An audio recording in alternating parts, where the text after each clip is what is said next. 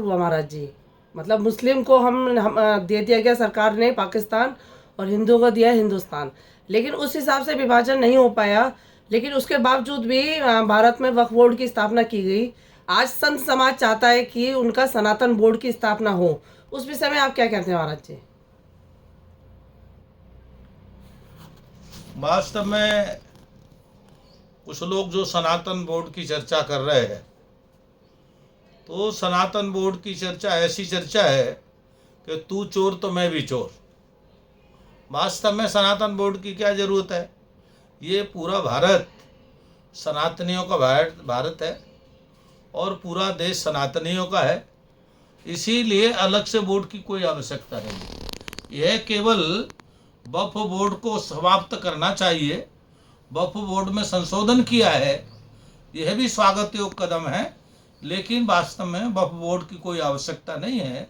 वक्फ board से समाप्त करना चाहिए, क्योंकि जब इस्लाम के मानने वालों को भारत में वैसे ही विशेष सुविधा दी हुई है।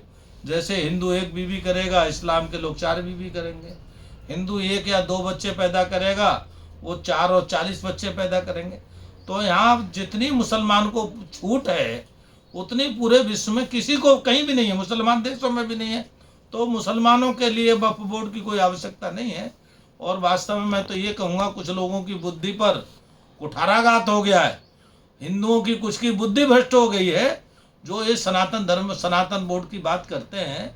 और सनातन बोर्ड की बात करने का मतलब है वक्फ बोर्ड से ध्यान हटाना, वक्फ बोर्ड को समाप्त करने की बात करनी चाहिए और एक सुर में करनी चाहिए, सबको करनी चाहिए। ये जो सनातन बोर्ड की बात है, केवल वक्फ बोर्ड की जो बात पूरे विश्व में चली है कि ये पूरी तरह से अवैध है। वक्फ बोर्ड जो है हिंदुओं पर हमला करने वाला है। वक्फ बोर्ड एक हिंदुओं पर हमला करने वाला गैंग है।